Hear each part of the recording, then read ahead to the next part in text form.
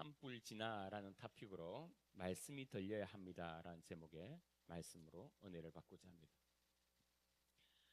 예수님이 십자가를 지셨습니다.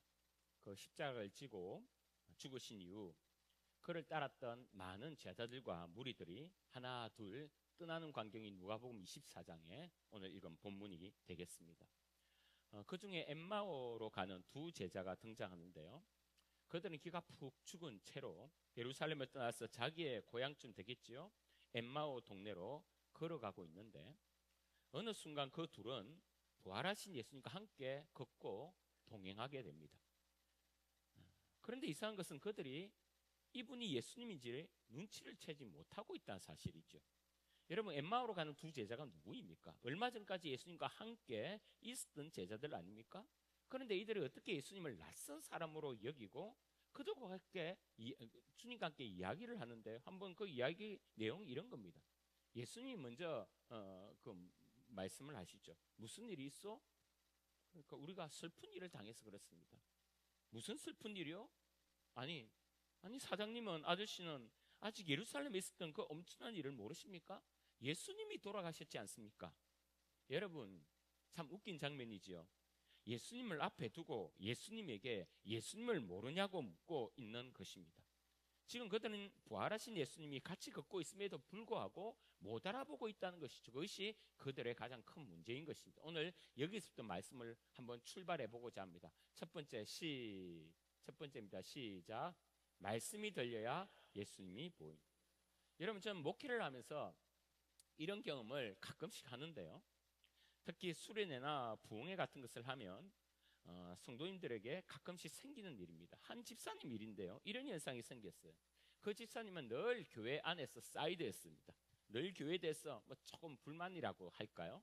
교회에서 뭘 하고자 하면 늘 참석도 잘 하지 않고, 또 참석하면 뭐 그렇게 안 좋은 것을 골라서 이야기하는지 늘 엉뚱한 소리 하고 반응도 잘 하지 않고 부정적인 소리를 하는 그런 집사님이었습니다. 그런데 그런 집사님이 어느 집회에 갔다가 그 집회에서 말씀의 은혜를 받고, 한마디로 말씀으로 팍 깨진 것입니다. 엄청나게 은혜를 받았다는 거예요. 그래서 이 이야기가 교회 안에 이슈가 되었습니다. 야, 그 김 집사 이번에 완전 은혜 받았더라. 사람이 완전 바뀌었대. 이런 소리들이 저 귀에까지 들렸습니다. 그래서 주일이 되어서 궁금하지 않습니까? 어떻게 바뀌었을까라고 궁금해서 제가 이제 그때 제가 분목사였으니까요. 준비 찬양을 이렇게 이제 막 앞에서 하고 있는데 그분이 보통 지각을 하는 편이거든요. 찬양을 하면서 이리저리 이제 그분을 이제 찾으려고 아무리 이렇게 눈을 딱 봐도 없는 거예요. 부흥회 때 그렇게 은혜를 받았음에도 불구하고 그 며칠 새 은혜를 다 까먹은 것이 아닐까? 예배에 안 오고 지금 뭘 하고 있나? 이 예배가 너무 중요한데 이 정말 안 보이는 거예요. 그래서 옆에 있는 교육자에게 제가 살짝 물었습니다. 그 성도 봤냐고. 그러니까 하는 말이, 최 목사님, 나 놀랐잖아요. 저 앞에 봐봐요. 저 앞에 앉아서 예배 드리고 있어요. 보니까요, 앞에서 손을 두고 찬양을 하고 있는 거예요. 분명히 그 사람이 맞았는데 제가 좀 일찍 와서 들어가는 것을, 성도님 들어가서 다 봤거든요. 제가 못 봤어요. 그런데 그 사람이, 그 집사님이 앞에 앉아서 예배 드리고, 얼굴 빛부터요 달라지고요. 제가 사람이 얼마나 바뀌었는지 앞에 지나가도 제가 못 봤다는 겁니다. 제가 그 전까지 예배당에 이제 보면요, 그분이 얼굴 빛이 늘 안 좋았거든요. 어둡고 그런 분 있잖아요. 근데 은혜를 정통으로 받으니까 얼굴 빛부터 달라지는데 지나가도 모를 만큼 그 사람이 그 사람인데 그 사람인지 모르는 거, 무슨 말인지 알겠죠? 그 사람이 그 사람인데 그 사람이 모르겠다. 그런데 그 사람이었던 거예요. 그런데 이제 집사님과 이런저런 이야기를 하는데 그 집사님 이런 이야기를 합니다. 자기가 은혜를 받고 그 주에, 여러분, 그래도 여러분 습관적으로 해오던 그게 있잖아요. 그래서 자기가 습관적으로 해오던 이제 담배, 며칠을 집회한다고 담배를 못 폈으니 얼마나 몸에서 니코틴 담배가 땡기겠습니까? 그래서 이제 집에 이제 딱 들어가서 담배를 딱 물었는데 자기가 자기를 보니까요, 가슴은 막 은혜로 벌렁거리는데 이 입에는 담배를 물고 있더랍니다. 습관이 이리 무서운 거죠. 그러면서 자기가 자기를 보니까 이렇게 하고 있더래요. 찬양을 흥얼거리면서 예수보다 더 좋은 친구 없네. 예수보다 더 좋은 친구 없네. 괴로울 때 다가와서 이러면서 갑자기 웩 한 거예요. 이해되셨죠? 목사님, 제가 담배 피는 거 알잖아요. 그래서 엄해봤고요. 너무 자연스럽게 담배를 폈는데 이상하게 그때부터 구토가 일어나서 제가 지금 담배 생각만 해도 와, 지금 속이 울렁거렸어요. 제가 그때부터 담배를 딱 끊었지 않습니까? 여러분, 우리 교회도요, 그렇게 하다가 담배 술 끊은 사람이 곳곳에 있습니다.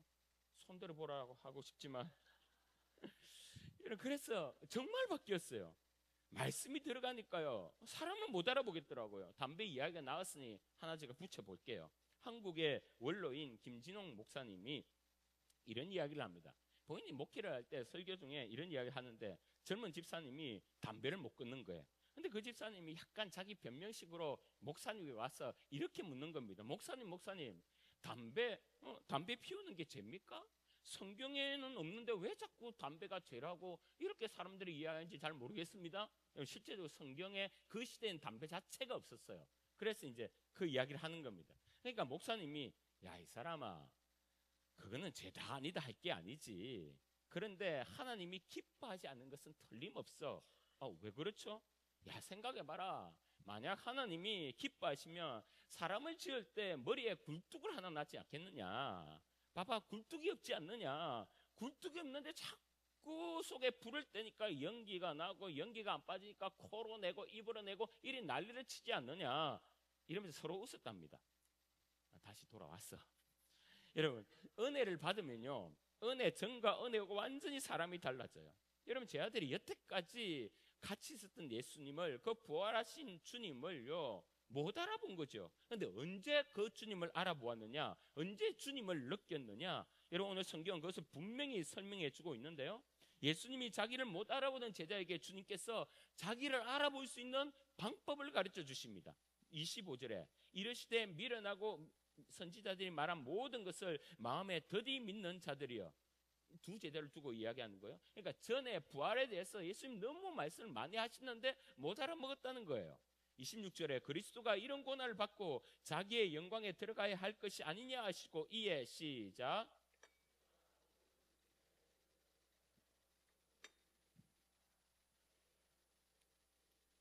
31절에 시작. 그들의 눈이 밝아져 그인 줄 알아보더니 예수는 그들에게 보이지 아니하시니라. 여러분, 주님께서 구약의 메시아가 어떤 자냐라는 것, 그 메시아를 칭하는 핵심적인 구절을 차근차근 설명하고 있습니다. 한마디로 집중 구약 강의를 하고 있는 택이죠. 그들에게 10년 가운데 보세요, 말씀이 들어가니까 부활하신 예수님을 그때서 알아보게 된 거예요. 그때서 보여지게 된 것입니다. 다시 말해, 예수님이 말씀을 주시니까 그 말씀을 듣고 눈이 확 열려 예수님이 보였다는 거예요. 여러분, 우리도 마찬가지죠. 여러분, 저와 여러분이 왜 여기에 왔습니까? 예수님을 보기 온 거 아닙니까? 그런데 아세요? 많은 성도들이요, 예수님을 못 보고 그냥 돌아갑니다. 아니, 여기까지 왔는데, 그리고 실컷 찬양하고 실컷 기도하고 헌금까지 하고 여기 와서 봉사를 하며 섬기기까지 하고 있는데, 그리고는 밥 먹고 그냥 가는 거예요. 엠마오의 두 제자들처럼. 이게 우리의 문제 아닙니까? 여러분, 예수님 지금 우리와 함께 계십니다. 할렐루야. 그런데도 불구하고 바로 여기 내 안에 계시고 내 옆에 계시고 내 뒤에 계시고 내 앞에 계시고 내 위에 계시고 나를 감싸고 계심에도 불구하고 못 볼 때가 많다는 거예요.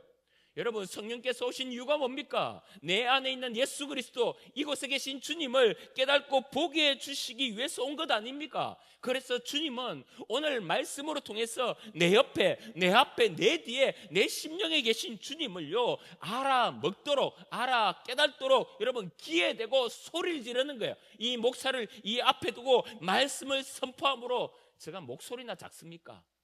얼마나 크게 이분이 예수님이라고 전하고 있는 이 강단에서 여러분, 그래서 말씀이 들려야 예수가 보이는 겁니다. 여러분, 그래서 여러분, 우리는 아셔야 돼요. 예수님이 보이지 않으면 예수님을 옆에 두고 세상 사람들처럼, 엠마오의 제장처럼 그렇게 괴롭습니다. 그냥 내 옆에 예수님을 두고도요, 그 대단하신 주님을 두고도요, 주님이 안 보이니 나만 혼자 있는 것 같아서 매번 우울하고, 나만 억울한 일 당한 것 같아서 늘상 원망스럽고, 나만 외롭고, 나만 비참하고, 나만 서럽고, 나만 오해받는 것 같고, 나만 어렵고, 나만 따돌림 당한 것 같고 힘들고. 왜요? 주님이 보이지 않으시니까요. 그런데 오늘 본문에서 그 이유를 뭐라고 합니까? 말씀이라는 거예요. 그 제자들에게 말씀이 들어가니 그때서 예수님이 보이는 것입니다. 그래서 우리는 말씀이 들려야 돼요. 말씀이 들려야 내 앞에 계신 주님이 보이는 것입니다. 제가 설교를 할 때 이런 경우를 자주 경험합니다. 저는 누구를 설교를 할 때 누구를 타켓으로 해서 준비하지 않습니다. 그것은 설교자의 기본이요, 자존심입니다. 하나님이 주신 말씀을 가지고 그 주의 설교를 선택하며 기도함으로 전하게 됩니다. 그런데 여러분, 그건 그렇고 설교를 하다 보면요, 저의 의사와는 다르게 이 설교가 저 집사님에게, 저 권사님에게, 저 성도님에게, 딱 저 가정에 저들에게 딱 주시고 있는 말씀이 느껴질 때가 있어요. 여러분, 하나님의 섭리가 대단하지 않습니까? 그들에게 기가 막히게 하나님이 딱 집에서 마치 먹여주는 것처럼 그렇게 느껴질 때, 여러분 정말 저분에게 필요한 말씀이 오늘 저의 입으로 이 강단에서 쏟아지고 있다는 것이 느껴질 때가 간혹 있어요. 그리고요, 설교하면서 다른 성도도 마찬가지지만 오늘은 딱 저 성도가 이 말씀을 들으면서 고쳐야 되고 회개해야 되고 때로는 위로받아야 되고 힘을 내야 되고 이렇게 되겠구나, 이런 설교하면서 순간순간 이렇게 느껴질 때가 있습니다. 그리고 나서 설교 마치고 예배 드린 후에 여기서 저랑 인사하면서 나갈 때 여러분, 저 눈이 유독 누구에게 집중이 되겠습니까? 그 성도에게 집중이 되지 않겠습니까? 말씀을 어떻게 받았는지 궁금한 거예요. 그런데 여러분, 희한해요. 분명 이 말씀이 저 성도에게 찔림이 있고 은혜가 되어야 되는데 나갈 때 그 얼굴에 나 아무 감동 안 받았어요, 이 얼굴로 지나가요. 나 아무 은혜 안 받았어요. 오늘 설교 전과 후가 똑같아요. 예배 전과 후가 똑같아요 하고 무심하게 자고 인사하고 지나가요. 아무 반응이 없어요. 말씀이 안 들어간 거예요. 아니, 저 말씀을 듣고 어떻게 저분이 저런 표정으로 갈 수 있을까? 그런데 더 희한한 것은 내가 알기로는 전혀 문제없어 보이는 다른 성도가 회개하고 은혜 받고 위로받고 눈이 퉁퉁 부어서 인사를 제대로 못하고도 나가고 때로는 얼굴이 환하게 막 문제가 해결된 듯 이렇게 나가는 것을 보면 이거는 참 이해가 안 된다 싶기도 싶어요. 어쩔 때는 제가 설교를 하고 제가 잘못한 것도 아닌데 김 지사님 오늘 말씀 듣고 많이 찔렸겠다, 힘들었겠다, 말씀으로 자기 속에서 막 싸우고 막 이렇게 하면서 정말 만만치 않았겠다, 고생했겠다, 아팠겠다, 이런 마음이 들 때가 있어요. 그러면 제가 이제 여러분 식사할 때 인사하러 쭉 돌지 않습니까? 그래서 마음이 쓰여서 예배 후에요, 식당에서 쫓아 내려가서 그 김지사를 보면요, 밥을 두 그릇씩 쳐. 지금 밥 먹을 때가 아닌데 그 말씀 듣고 막 정신을 차리고 막 이럴 때 딱 금식해도 될 것 같은데 밥을 두 그릇씩 막. 말씀이 하나도 안 들어간 거예요. 말씀에 찔려야지 예수님을 보는데, 아니 말씀이 감동돼야지 예수님 느껴지는데 그 말씀이 심령이 안 들어가니 심각한. 오늘 그래도 식사는 하세요.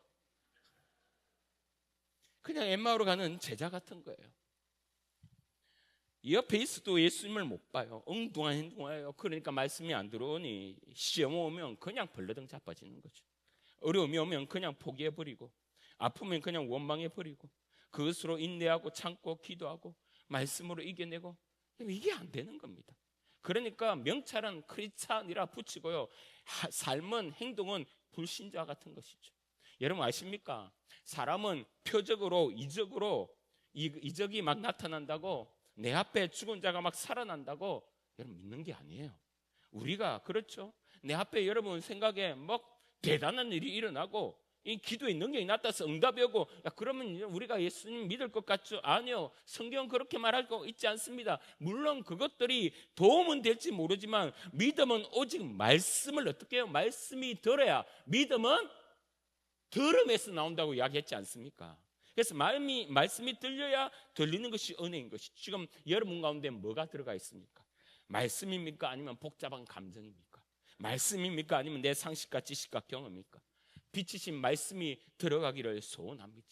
빛이 어둠을 쫓아내듯 말씀이신 빛이신 말씀이 여러분 가운데 들어가면요, 여러분이 가지고 있는 복잡한 감정과 의심과 두려움과 염려가 어느 순간 싹 거짓말처럼 나아갈 줄 믿습니다. 말씀이 들리면 능히 이길 수 있는 거예요. 이번 지금 며칠이 되었습니까? 일주일이 넘었죠. 온 나라가 불타고 있습니다.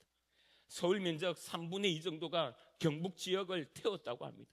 여러분, 제가 이 불을 보면서 말씀을 준비하면서 문득 등대교회 생각이 나는 거예요. 여러분, 여러분이 오래전에 한번 그 이야기를 했지 않습니까? 우리 교회가 후원하고 또 애쓰고 기도했던 그 등대교회, 합천에 있는 그 교회에 여러분 하루아침에 그 사택과 그 교회가 완전히 불타서 전소됐던 이야기를 들었지 않습니까? 그 목사님이 저랑 부목사 사역을 같이 한 친한 후배 목사입니다. 사역도 얼마나 잘하고 성도들에게도 정말 인정을 받고 복음에서 그 열정, 여러분 제가 저 참 진짜 열정적으로 사역을 해요.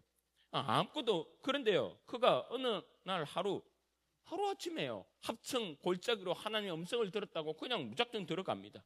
아무것도 없는 상태에서 어린 5 자녀들을 데리고요 시작을 하는데, 처음에는 아무것도 없으니 합천에 그 빈집에 들어갔어요. 그렇게 살고 있더라고요. 그러면서 하나님 주신 까마귀와 또 함께 또 은행에 큰 대출을 받아서 시골에 사택과 교회를 지었습니다. 그 목사님과 사모님이 돈 좀 아낀다고요, 이 사택과 이 교회를 지을 때 거의 생노가다를 진짜 몸으로 막 다 함께 이렇게 했던 것을 우리가 다 보았습니다.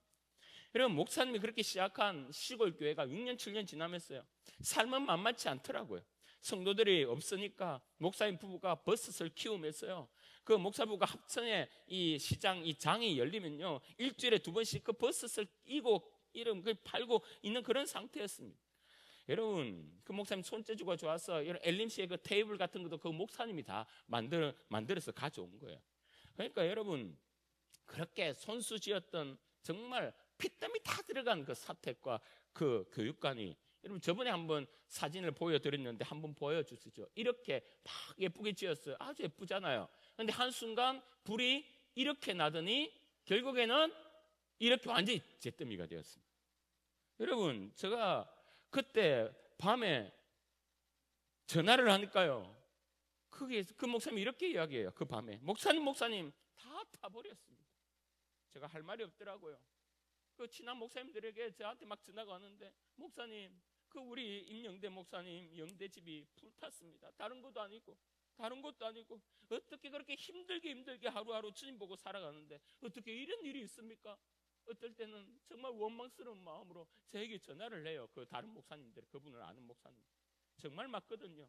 그 정말 앞길 창창한 젊은 목사가 주의 말씀 하나 듣고 열정을 가지고 복음 위해서 저 시골에 들어가 그곳에서 여전히 대출 갚는다고 정신이 없고 한 번도 해보지 못했던 버섯을 키우고 나무를 잘라 목공 생활을 하고 언젠가는 저한테 왔어요. 자기 팔뚝을 보여주는데, 목사님 저 팔뚝 보세요 하면서 자랑을 해요. 이 팔뚝이 얼마나 고생을 했는지 저 장단지만큼 이마에 이렇게. 그래요. 눈물이 나더라고요. 그 다음날, 그때 토요일이었습니다. 주일날 예배 다 마치고 우리 정도환 목사님과 함께 합천 그 현장에 갔습니다. 숟가락 하나도 못 건진 거예요. 아이들 사진, 컴퓨터 안에 자료들, 옷 하나도 못 건지면 재로 다 바뀌었어요. 가보니까 아직도 그 재 속에서 이 모락모락 이게 연기가 나고 있더라고요. 여러 사람이 오고 가고 하고 있는데, 제가 진짜 하고 싶은 이야기는 이거예요. 가니까 목사님 얼굴이 어둡지가 않아요. 평소 그 모습 그대로입니다. 제가 가자마자 운전하면서요, 궁금한 거 딱 하나 있었습니다. 딱 한 가지. 여러분, 뭐가 궁금했겠습니까? 뭐가? 임 목사 화재 보험 들었어? 너무 궁금한 거예요. 아니나 다를까 안 들었대요. 화재 보험 들을 여유가 어디 있습니까? 당장 먹고 살기 바쁜데. 그래서 아니라는 거예요. 그러면서 바로 목사님, 그건 그렇고 그게 중요한 게 아닌 듯, 그건 그렇고요, 이거 다 한번 보세요 라면서 막 흥분을 하더라고요. 그러면서 저게 사진 하나를 딱 보여주는데, 자기 딸이 그 잿더미에서 자기 일기장 책 하나 못 건지는데 딱 하나 건진 게 있어요. 요거를 딱 건졌다고요. 보세요. 이걸 딱 하나 건졌는데, 여러분 잘 안 보이시겠지만 382장 너 근심 걱정 말아라. 그 찬양의 한 장, 이걸 딱 이렇게 발견한 거예요. 이걸 딱 보고 목사님 저에게 기뻐서, 목사님 보세요, 찬송가 한 장을 그 재미성에서 발견했습니다. 뭐라고 적혀있어요? 목사님, 걱정, 너 근심 걱정 말아라 라고 적혀 있잖아요. 하나님 우리에게 말씀하는 것 아니겠습니까? 하고 저보고 싹 웃어요. 제가 옆에서 그 웃음을 보면서 저 속으로 이 목사 봐라, 이거 진짜네, 진짜 목사네, 진짜네, 진짜 목사다. 집이 불이 다 탔어요. 집 짓는다고 아직 은행 대출이 매덕이에요. 자기 가족 역사들이 다 타버렸어요. 그런데 그 찬송가 한 장 발견했다고. 그 찬송가 속에 너 근심 걱정 말아라, 이 한마디, 주님이 말씀을 하셨다고. 목사님 어제 제가 잠 잘 잤습니다 라고 이야기합니다. 여러분 보십시오. 지금 그 목사님과 그 가정이, 여러분 그 가정을 살리고 있는 것은 그 잿더미 속에 주님 찾은 그 하나님의 말씀 하나였던 거예요. 근심 걱정하지 말아라. 이 말씀을 들고 웃고 감사하며 기대하고 있는 것입니다.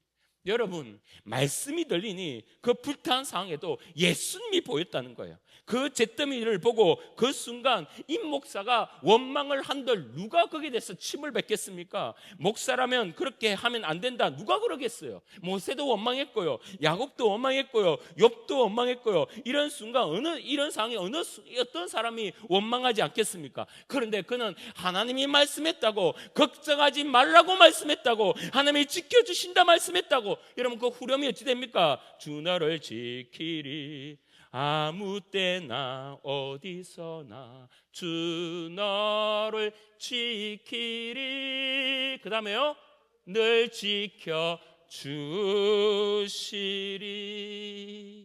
진짜 주님이 지켜주시더라고. 그 소문이 나더니 한국교회에, 여러분 신문마다 그 소문들이 다 났어요. 우리 기독교무도 그 신문이 나고요. 그랬어요. 후원이 막 쏟아지는데, 여러분 대출 다 갚고요, 사택 새로 짓고요, 교회 새로 짓고요, 땅 사고요, 저보다 부자 되고요. 여러분 지키는 정도가 아니라요, 더 풍성하게, 더 부유하게, 더 놀랍게 주님이 역사하시더라고요. 여러분 이사야서 43장의 말씀이 저 머릿속에 지나가는데 43장 1절에 뭐라고 이야기합니까? 야곱아 너를 창조하신 여호와께서 지금 말씀하시느니라. 이스라엘아 너를 지으시니까 말씀하시느니라. 너는 두려워하지 말라. 내가 너를 구속하였고 내가 너를 지명하여 불러나니 너는 내 것이라. 이제부터 잘 보세요. 내가 물 가운데 지날 때도, 강을 건널 때도, 이제 나옵니다.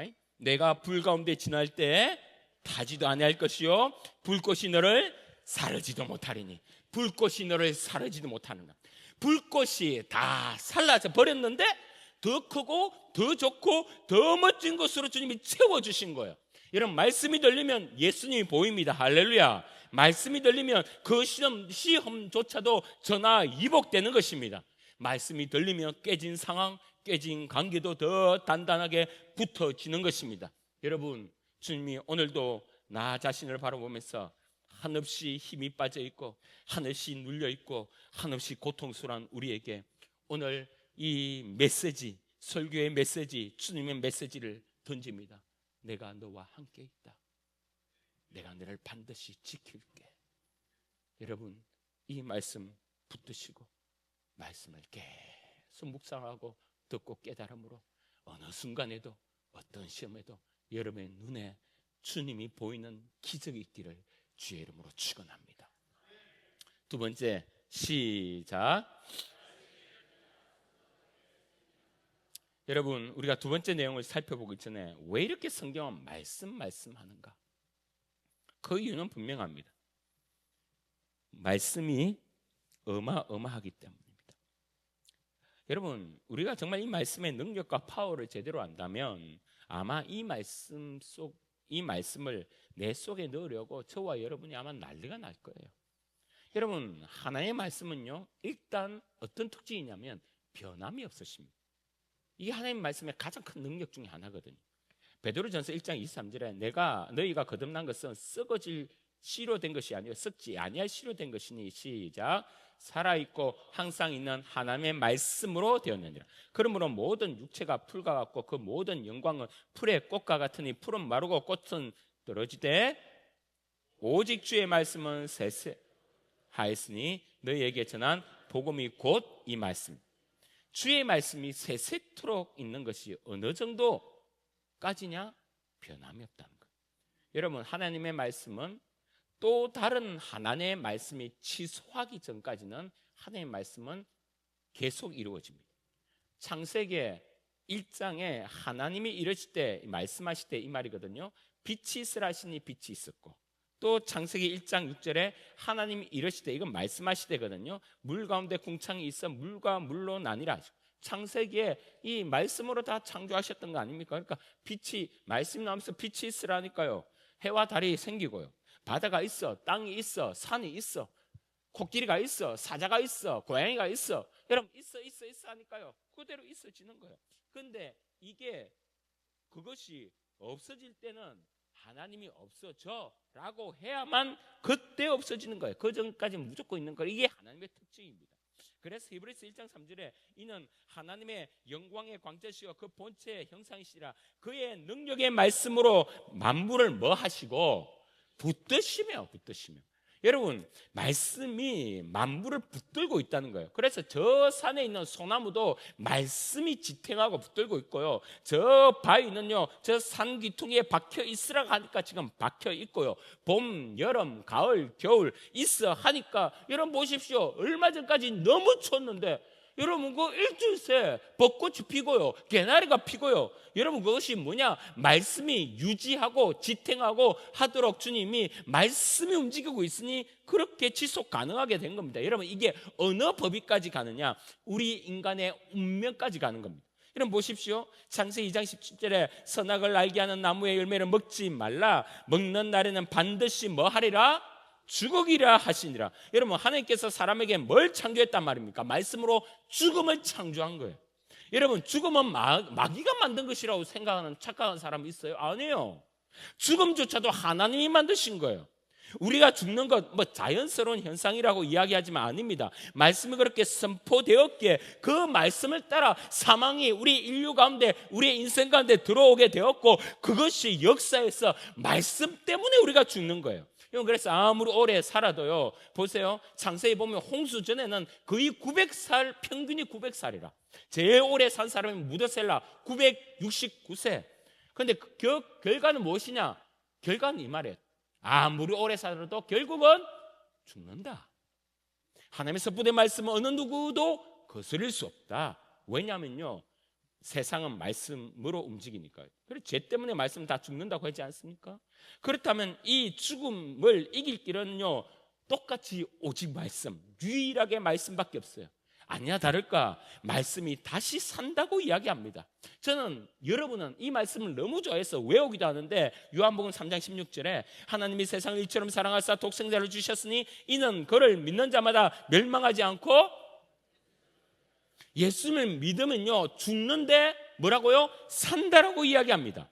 말씀이 그리스도 예수가 우리 심령에 오시면 그 심령의 구세주로 우리가 받아들이기만 하면 산다, 부활한다, 영생한다. 말씀이 그렇게 이야기하니까 우리는 죽음을 이기고 영생을 가지는 거예요. 우리가 잘해서 영생을 가지는 게 아니라 말씀이 선포되고 말씀의 능력이 이루어지니 죽은 인생이 예수 믿고 구원받아 영생을 경험하는 거예요. 말씀의 능력으로 그렇게 된다니까요. 그래서 죽으리라, 이 말씀을 인간이 그 어떤 노력으로도 막을 수 없는 것처럼 살아나리라, 이 말씀 또한 인간의 그 어떤 저항으로도 이길 수 없는, 막을 수 없는 것입니다. 이것이 말씀의 특징이며 말씀의 능력입니다. 말씀은 하나님 우리를 사랑하셔서 자기 아들 예수님을 십자가에 매달아 나 대신 죽이셨다. 그 사랑이 지금도 나를 향해 변함없다. 이것이 성경 말씀의 핵심 아니겠습니까? 그렇다면 저와 여러분도요, 아무리 엉망으로 살아도 이 말씀을 거스릴 수가 없어요. 요한복음 3장 16절을 파기할 수 없어요. 그래서 믿는 자는 영생 얻는다. 여러분 이 말씀을 진짜 믿었다면 그 말씀이 작동하는 거예요. 여러분 인생에 행해지는 거예요. 그래서 믿었다 그러면 그냥 영생을 얻어버린 거예요. 그래서 이것을 다시 바꿀 수 있다 없다? 없다. 그래서 여러분 예배 드리고 여러분 이 시간 아멘 아멘 하고 나갔어도, 그리고는 집에 가서 줄기장창 일주일 내내 부부 싸움을 하고 일주일 내내 성경 구절을 한 번도 안 보고 엉뚱한 짓만 하고 SNS만 하고 청년들은 집에 가서 게임만 하고 롤만 하고 술을 일주일 내내 5박 6일 6일 7일 막 꼬박꼬박 마셔도 되고 거의 담배를요 막 콧구멍에 꼽아 다녀도요, 여러분 그런 순간에도요 구원은 취소될 수 있다 없다? 없다. 불가능하다. 왜요? 말씀이 그런 엉망의 삶 속에도 시퍼렇게 역사하시니까요. 요한복음 3장 16절은 여러분이 어떤 짓을 해도, 여러분 어떻게 엉망으로 살아도, 여러분이 주님을 안 믿는다 하고 막 철저히 원수처럼 살지언정 하나님의 구원은 한 번 구원은 영원한 구원이요. 이 말씀이 여러분을 붙드는 거예요. 한 번 더 해볼까요? 내가 지금 야한 동영상을 보든 뒷담화를 하든 수다를 떨든 주일날 교회 안 오고 저 꽃이 너무 좋아서 놀러를 가든 때로는 교회 화장실에서 목사님 욕을 하든 그 하나님의 사랑은 여러분을 떠나지 않습니다. 왜요? 한 번 구원은 영원한 구원이요. 하나님 말씀에 내가 결코 너를 버리지 않는다고 하셨으니, 말씀이 그렇게 하셨으니 말씀이 여러분의 삶을 주장하고 있는 겁니다. 여러분 왜 우리는 하나님을, 말씀을 그렇게 좋아합니까? 이유는 변함이 없기 때문에. 여러분 우리는 참 많이 변하지 않습니까? 늘상 변해요. 내 자신을 봐도 참 변한다 싶어요. 그런데 여러분, 근데 변하지 않는 것을 너무 좋아하지 않습니까? 그래서 우리 너무너무 힘들 때 나도 모르게 부르는 이름이 뭡니까? 엄마. 엄마 아닙니까? 왜 마지막에 사람들은 엄마를 그렇게 찾나요? 친구의 우정도 좋고 자녀들의 사랑도 좋고 부부의 사랑도 다 좋지만, 그런데 인간의 사랑 중에 가장 변함없이 헌신적으로 모든 것을 쏟아붓는 것, 그것이 엄마의 사랑 아닙니까? 그래서 엄마 하면 이유가 없어요. 그냥 좋아요. 그냥 마음에 평안이 와요. 변함없이 나를 품어줄 수 있었던 그분, 사실 아빠는 좀 그렇잖아요.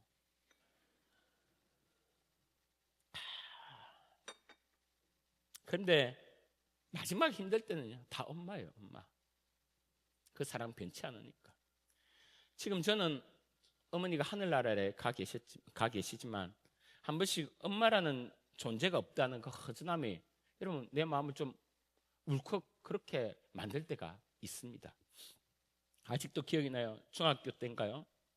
여름에 학교에서 돌아와서 시원한 물냉면이 먹고 싶어. 엄마 오늘 내 물냉면 먹고 싶다. 이 한마디예요. 그 순간 어머니가 없어요.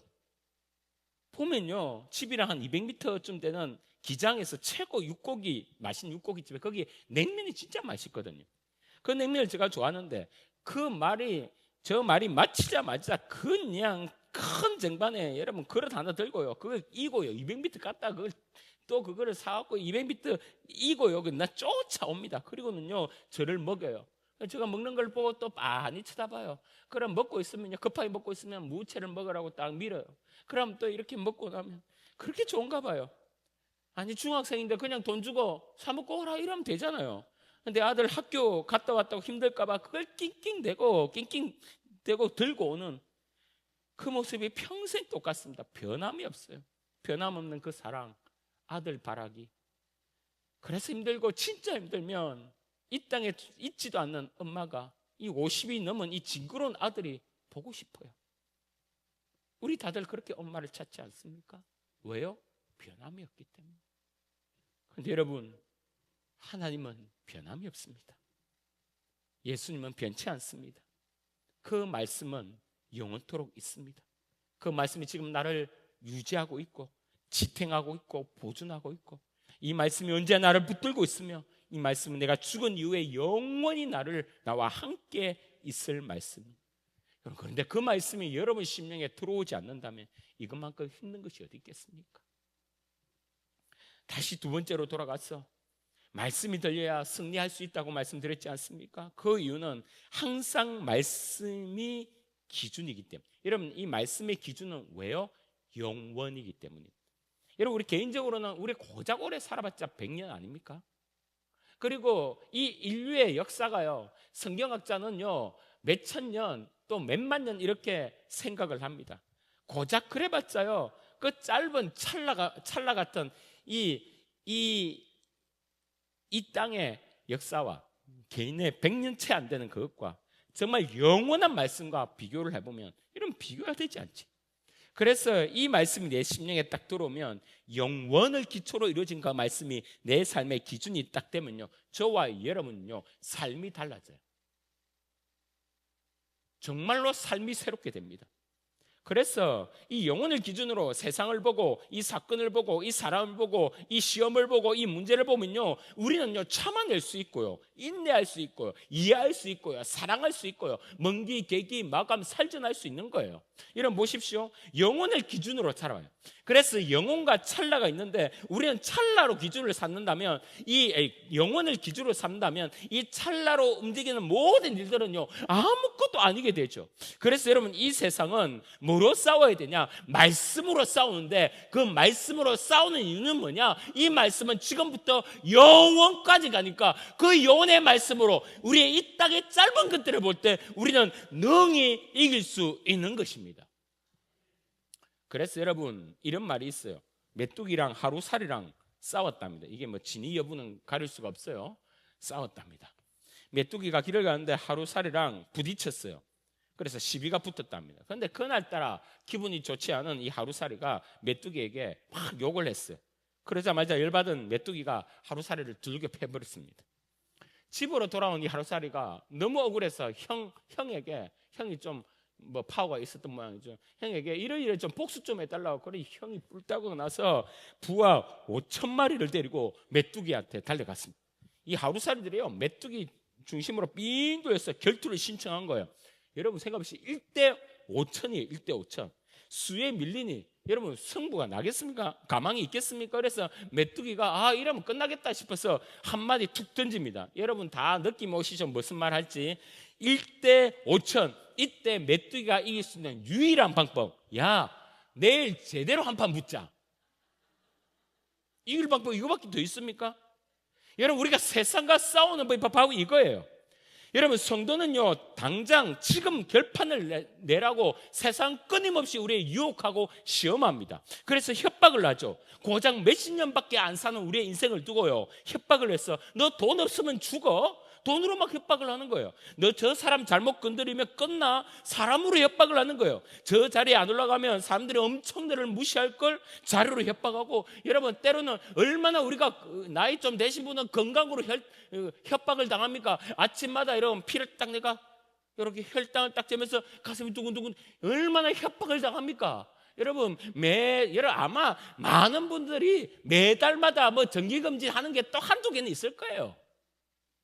그게 무엇이든 간에 그게 뭐 신장이 안 좋든 아니면 뭐 혈압을 재러 가든 아니면 또 암이든 뭐 여러 가지 가지고 그걸 재러 이렇게 가요. 그러면 여러분 그 전날부터요 우리는 협박을 당하죠. 너 잘못되면 끝나. 요번에 잘못 결과 나오면 끝장나는 거야. 너 정신 바짝 차려.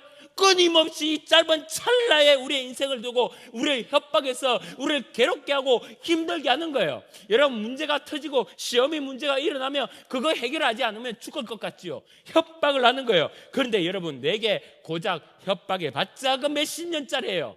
그런데 그것을 어떻게 이기냐고 말이에요. 세상 원리로 못 이겨요. 왜? 세상도 찰나니까요. 세상에 배운 것으로 세상의 지식으로 여러분의 경험으로 그 어려움을 못 이긴다고요. 왜? 그것도 찰나니까요. 그렇다면 이 찰나에 일어난 모든 문제들을 무엇으로 이겼냐? 영원하신 말씀. 영원하신 말씀으로. 그 좀 누가 도와주세요. 계속 울리는데. 예. 영원하신 말씀으로 이길 수밖에 없음을 믿으시길 주의 이름으로 축원합니다. 그래서 여러분 100년짜리 세상의 가치관이요 우리 영원한 말씀을 이길 수가 없는 거예요. 100년짜리밖에 안 되는 힘을 못 쓰는 돈, 자리, 건강, 사람 이게 어떻게 우리를 이기겠습니까? 그래서 여러분 우리의 싸움은요 그 시험을 이겨내냐 안 하느냐 이 싸움이 아니라 내 가운데 말씀이 들리느냐 들리지 않느냐.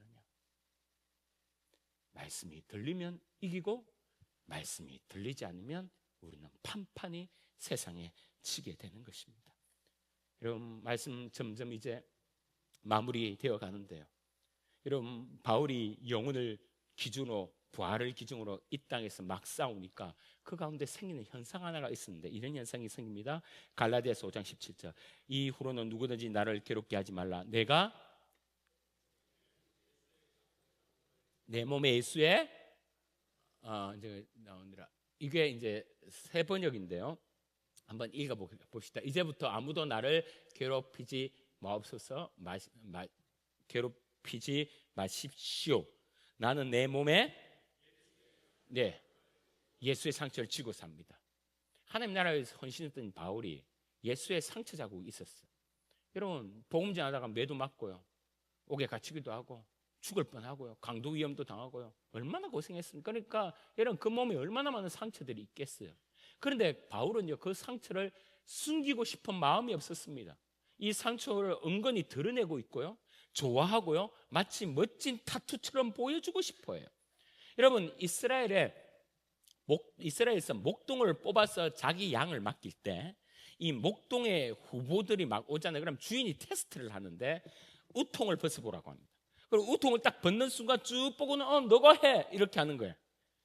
우통을 벗는 순간 상처 자국이 어느 정도인지, 가시에 끓긴 자국, 사자의 발톱에 끓긴 자국, 곰의 이빨에 물린 자국, 막 상처 자국들이 투성이가 많으면요, 그 목자를 보는 순간 그에게 맡기는 거예요. 양을 보호하기 위해서 애썼던 그 상처 자국이 그 목자에게는 자랑이고 스펙이었던 것입니다. 여러분, 우리는 영원을 기준으로, 부활을 기준으로 사는 성도입니다. 주를 위해 여러분 받은 상처가 얼마나 됩니까? 여러분, 상처가 있어요? 하나님 나라를 위해서 산다고 몸부림치면서 당한 상처가 있냐 말이에요. 한 영혼을 살려낸다고 몸부림치고, 한 사람을 세우려고 몸부림치고 기도하고, 예수 안 믿는 그 사람을 찾아가서 두드리고 또 찾아가서 설득하고 데려오고, 또 믿음으로 살아보려고 애를 쓰고, 교회 가운데 신앙생활 좀 잘해보려고 경험했던 수많은 사람들로 받았던 상처, 괴로움, 아픔, 여러분, 그런 것들, 그런 통증들이 여러분 가운데 과연 있냔 말이에요. 여러분, 목자면 그래야 되잖아요. 부목자면 그래야 되잖아요. 교사면 그런 상처들이 많아야 되잖아요. 아니, 사실 예수 믿는 모든 그리스도인이라면 그 상처가 여기저기 덕지덕지 다 붙어 있어야 되잖아요. 그것이 하나님 보실 때 귀한 멸관 아니겠습니까? 말씀을 맺겠습니다. 어느 목사님이 사랑하는 아내가 먼저 죽었습니다. 목사님 너무 슬퍼하니까 하나님께서 그 목사님에게 꿈에서 천국에 있는 사모님의 모습을 보여줬다고 합니다. 사모님이 얼굴이 그렇게 예쁜 얼굴이 아닌데 천국에 가서 그 얼굴이 너무 예쁘더랍니다. 얼굴이 해처럼 쫙 온몸에 빛이 나오는데 유독 머리에서 빛이 쫙 나는 거예요. 그래서 목사님이 꿈에서 머리에 무슨 왕관을 썼나? 이렇게 생각하는데 그 왕관이 아니라 머리 쪽에서 다이아몬드보다 더 환하게 빛나는 것이 있더랍니다. 사실 그 목사님은 예수 믿지 않는 집에 시집을 갔어요. 시아버지가 유독 얼마나 핍박을 하는데, 예수 때문에 얼마나 구박을 하는지, 그런데 신앙만큼은 포기하지 못한 겁니다. 한 번은 주일날 시장 가는 척하고 성경책 몰래 끼고 나오는데 그 무서운 시아버지랑 그냥 딱 이렇게 마주친 거야. 시아버지가 격분을 했어. 옆에 있는 호미를 잡고 막 뛰는데 그냥 머리를 찍어버린 겁니다. 찍으니까 머리에 피가 막 쏟아나면서 피범벅이 되었어요. 여러분, 세월이 지난다고 이게 아무입니까? 그래서 상처는 아물었지만 그 머리에 땜빵이 막 이만큼 나서 머리가 나지 않으니, 여러분, 여자가 얼마나 좀 수치스럽겠습니까? 창피했겠죠. 시아버지도 믿겠고. 그런데 그 사모님이 시아버지를 지극정성으로 모시고 결국에는 시아버지 예수 믿게 하고 심지어 남편을 목사까지 만들었습니다. 그래서 꿈에서 그 목사님이 아내를 보니까요, 야, 천국 가니까 그 핍박받던 그 흔적이 머리 없는 그 아내를 위해서 그 창피했던 부분이 환하게 빛이 나는 것이에요. 아하, 주님께서 이 땅에서 받은 그 믿음으로 살았던 그 상처를 빛나게 해주시구나. 거기에서 빛이 나는 거구나. 이게 영광의 상처구나. 꿈에서 그걸 깨달은 거예요. 여러분, 바울이 예수님 앞에서 받은 상처 자국이 이 자국이다라는 것을 말씀하고 있는 것 아닙니까? 제가 이 말씀을 들으면서 우리 어머니가 생각나더라고요. 우리 어머니도 믿지 않는 가정에서 예수님을 믿었습니다. 얼마나 그 당시에 핍박 심했던지 아버지가요 교회 갔다 하면요 몽둥이로 그 처녀 엉덩이를요 피가 나도록 때렸다는 거예요. 여러분 그렇게 맞고 맞았는데 여러분 전도사랑 결혼했네. 여러분 그래서 완전히 직과 절규가 되었습니다. 어느 날 결혼하고 아버지가 처가에 갔는데 가자마자 말 한마디 못 꺼내고 그냥 사정없이 뺨을 맞았습니다. 아버지가 그 할아버지한테. 그러니까 예, 그분한테 탁 맞았어. 여러분 그리고 어머니가 5년 정말 여러분 알다시피 5년 동안 병원에 이제 나이 드시고 이렇게 이제 은퇴하시고 누워 계시다가 그렇게 힘들게 욕창도 생기고 그러시다가 이제 하늘나라에 가셨거든요. 그런데 여러분 천국에서 환하게 뭐가 빛났을까요? 엉덩이. 여러분 꿀벅지 하는데 여러분 그럼 비교도 하지 마십시오. 어머니 엉덩이 빛이 난다. 여러분 제가 그런 믿음이 딱 생기는 거예요. 돌아가시 전까지는 목에 호수를 꽂고 말도 못하고 뼈 가죽밖에 없는데 볼품없이 누워 가시는데 그 욕창으로 엉덩이가 엉망이 되었음에도 불구하고 여러분 보니까요 그게 빛이 난 거예요. 여러분 인간적으로 문득 이렇게 어머니가 생각나지만 예수의 흔적 그 상처 천국에서 몸이 해같이 빛나고 엉덩이가 해같이 빛나다 생각하니까요 가슴이 뭉클한 거예요. 우리 아버지는 어디에 빛이 날까요? 맞아 뺨에서 빛이 난 거예요. 그러니까 정말 천생연분 맞죠? 한 분은 엉덩이에 빛이 촤 한 분은 뺨에 빛이 촤. 여러분 이거 성경은 아닙니다. 제가 우리 다 죽고 천국 가봐야지 이게 꼭 성경에 나타난다 이건 아니에요. 그런데 분명한 것은 하나님 우리가 주를 위해서 주의 복음을 위해서 하나님의 나라를 위해서 내가 십자가 지고 주님 때문에 받던 핍박과 상처 아픔과 손해본과 모든 것들을 천국에서 영원히 보상해 주신다는 이 말씀이 성경 말씀에 있다는 거예요. 여러분 오늘 저와 여러분에게 말씀이 도전합니다. 주님께서 말씀하십니다. 내 말을 들으라. 내 말에 귀를 기울이라. 이 영원한 말씀을 기준으로 삼고 살아라. 여러분 그렇게 될 때 내가 그 말씀의 힘으로 너를 살리리라. 여러분 오늘 말씀이 들리시기를 주의 이름으로 축원합니다. 이 말씀으로 힘을 내어서 이 말씀을 가지고 여러분 앞에 믿음으로 사는 그런 저와 여러분 되시기를 주의 이름으로 축원합니다. 찬양하겠습니다. 빛이 없어도 환하게 다가오시는 주 예수 나의 당신, 음성이 없어도 똑똑히 들려주시는 주 예수 나의 당신이요, 당신이 있으므로 나도 있고 당신의 노래가 머물므로 나도 부를 수 있어요. 여러분 하나님 말씀이 열려 주님 볼 수 있게 해달라고 간절한 마음으로 이 찬양을 했으면 좋겠습니다. 빛이 없어도 환하게 다가 여러분 간절히 찬양하세요. 주 예수 나의 당신이여, 음성이 없어도 똑똑히 들려주시는 주 예수 나의 한 번 더 고백합니다. 빛이 없어도 주님이 환하게 여러분의 답답한 심령에 오십니다. 주 예수 나의 당신이여, 음성이 없어도 똑똑히 들려주시는 주 예수 나의 당신이여. 아멘. 당신이 있으므로 나도 있고 당신의 노래가 머물므로 나는 부를 수 있어요. 주여 꽃처럼 향기나는 나의 생활이 아니어도 나도 당신이 좋소. 나는 당신이 그럼 주님 앞에 믿음의 사랑의 고백을 합니다. 주 예수 나의 나는 없어도 당신이 곁에, 나는 없어도 당신이 곁에 계시면 나는 언제나 있습니다. 나는 없어도 당신은 곁에 없으면 곁에 없으면 나는 언제나 없습니다. 나는 여러분 가슴에 손을 얹고 한번 찬양합니다. 없습니다. 당신이 있음으로 당신이 있음으로 있음으로 나도 있고 당신의 노래가 머물러 나는 부를 수 있어요. 주여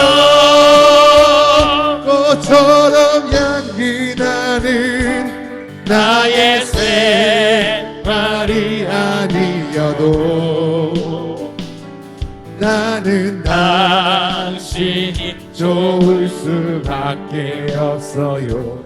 주 예수 나의 당신이여. 여러분 이 시간 우리 한번 기도하고 아무 걱정하지 말라 왜 슬퍼하느냐 이 찬양을 한 번 더 드리고 제가 마무리하겠는데, 여러분 이 시간 우리가 기도할 때 하나님 내 속에 너무 걱정이 많습니다. 내 속에 너무 염려가 많습니다. 찰나 같은 인생을 산다 하지만 당장 내게 닥쳐진 문제와 그 시험과 그 관계의 껄끄러움과 그 돈의 문제와 내 자녀의 어려움과 여러 가지 순간순간에 겪는 이것들이 나를 옥죄고 있습니다. 주님, 하나님 그럼에도 불구하고 내게 주님이 보인다면 능히 그 모든 것을 이길 수 있다고 말씀하신 주님, 주여 말씀이 들리게 하시고 주님이 보이게 하여 주시고 그러므로 능히 영원하신 말씀으로 이겨내어 설사 내 가운데 상처가 있을지라도 이것조차도 주님 앞에 영광임을 믿고 나아가는 우리 모두가 되게 해달라고, 하나님 내 길을 열어달라고, 내 심령을 열어달라고, 그래서 영원한 능력의 말씀이 내 가운데 들어오게 해달라고 우리 다 같이 한번 주여 부르고 찬양하며 나가겠습니다. 주여 함께 하리라 사랑해 내가 너를 아버지여, 아버지 인생 가운데 실망치 말고 나를 성스럽고 고백합니다. 아니 우리 가운데 있는 장기나님 문제들이, 아니 우리의 어려움들이, 우리 아픔들이, 아니 우리 신의 설명이 이기기를 소원합니다. 성령 하나님도 항상 함께 하리라 내가 너를 아니 그러므로 이게 하여 주시고, 아니 그러므로 성리하게 하여 주시고, 아니 그러므로 능히 주님 앞에 멀더리게 하여 주시옵소서. 우리 성들 가운데 눈물이 있습니다. 우리 성들에 아픔이 있습니다. 우리 성들에 고통이 있습니다. 주여 도와주시옵소서. 아니 그러므로 내가 너와 주님의 항상 함께 하리라 여러분들이 내 얘기가 다치지 않게 하시고 아버지의 마음이 다치지 않게 하시고 하나님 말씀이 들어와 내 앞에 내 옆에 계신 주님이 보여 아버지의 믿음의 귀하다니 인도하여 주시옵소서. 아멘. 왜 슬퍼하느냐 왜 슬퍼하느냐 왜 걱정하느냐 뭘 두려워하느냐 뭘 두려워하느냐 아무 염려 말아라 아무 염려 말아라. 어려움에도 여러분 주님이 보이면 돼요. 나쁨에도 말씀이 들리면 돼요. 그 아픔이 있어도 이제 아무 걱정하지마 아무 걱정하지마 내가 널 믿음으로 고백합니다. 내가 너와 항상 함께 내가 너와 항상 함께 내가 너를 지키리라 내가 너를 지키리 실망치 나를 보아라 나를 보아 나는 너의 한 내가 너와 항상 함께하리라 내가 너와 항상 함께하리라. 내가 너를 지키리. 내가 너를 여러분 실망하지 마세요. 예수를 보세요. 실망치 말고 나를 보아. 나는 너의 하나님, 너의 하나님이라. 실망치 말고 실망치 말고 나를 보아라. 나는 너의 하나님이라.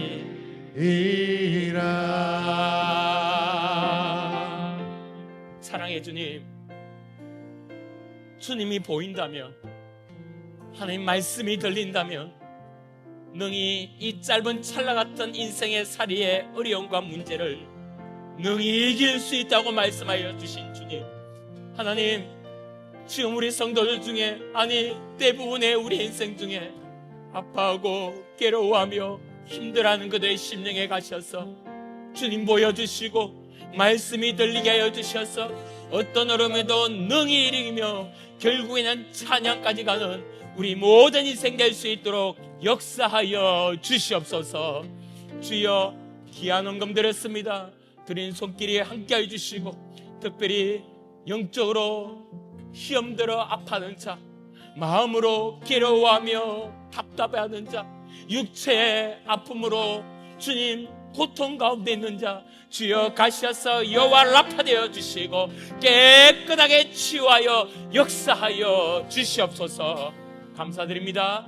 예수님 이름으로 기도합니다. 아멘.